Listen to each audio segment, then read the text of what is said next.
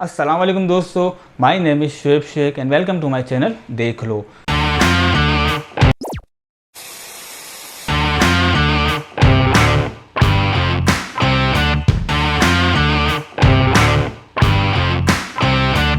दोस्तों आज की वीडियो में हम बात करने वाले हैं फ़ोटोग्राफ़ी की एक एप्लीकेशन के बारे में, जिसके अंदर जस्ट 2 क्लिक्स करेंगे आप और आपकी चाहे कितनी भी ओल्ड फ़ोटो हो, चाहे वो 80s की हो, चाहे वो 90s की हो, चाहे वो 70 की हो या वो उससे पहले की हो, अगर वो ब्लैक एंड वाइट भी है तो एक क्लिक के अंदर वो क्लियर होगी और दूसरे क्लिक के अंदर वो कलर के अंदर कन्वर्ट हो जाएगी।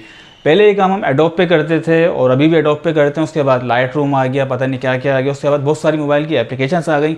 बट आज मैं जो आपको बता रहा हूँ उससे ये है कि आपका टाइम सेव होगा और उसका रिज़ल्ट बहुत ज़्यादा अच्छा है। तो इसके लिए आपको जाना है मोबाइल के अंदर, आपने जाना है प्ले स्टोर में और वहाँ जाके आपने सर्च करना है रेमिनी। आपके सामने ये एप्लीकेशन ओपन हो जाएगी और यहाँ से मैं इसको ओपन करता हूँ। दोस्तों ये देखिए, ये हमारी एप्लीकेशन ओपन हो गई है, ये इसका इंटरफेस है। अब यहाँ पे मेरे पास एक तस्वीर है कायद आज़म और फातिमा जना की, जो कि बहुत ज़्यादा पुरानी है और मतलब समझ में नहीं आ रही कि चेहरे क्या हैं। तो सबसे पहले मैं उसके चेहरे क्लियर करूँगा और उसके बाद मैं उसको कलर करके आपको दिखाऊँगा।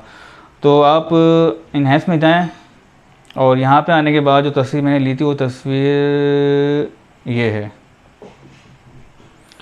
मैं आपको जूम करके दिखाता हूँ। दोस्तों देखें तस्वीर किस तरह की है, मतलब इसमें तो चेहरा ही नज़र नहीं आ रहा और देखें ये भी नज़र नहीं आ रहा इसके अंदर, ठीक है। और उसके बाद मैं यहाँ से कर देता हूँ ओके। अभी थोड़ा टाइम लेगा। तो फ्रेंड्स आप देख सकते हैं कि तस्वीर जो है हमारी मोहतरमा फातिमा जिन्ना की कितनी क्लियर हो गई है। ये देखें, ये पहले की तस्वीर है, ठीक है। और उसके बाद जब इस एप्लीकेशन ने पर वर्क किया तो उसके बाद क्वालिटी चेक करें आप, ठीक है। उसके बाद थोड़ा मैं इसको छोटा करता हूँ। उसके बाद आप कायद आज़म को चेक करें। ये देखें, आप देख सकते हैं कि मतलब कितना ज़्यादा फ़र्क इसके अंदर आ गया। ये तस्वीर कैसी थी कोई नज़र नहीं आ रहा हो, जब आपने इसको अप्लाई किया तो उसके बाद देखिए कितना क्लियर हो गया।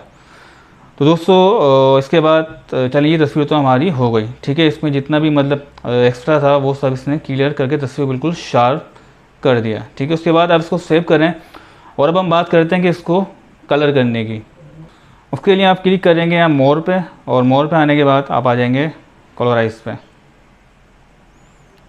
और यहाँ से वो तस्वीर ले लेंगे जो आपने अभी फाइनल करके सेव की है। उसके बाद इसको आप कर देंगे ओके।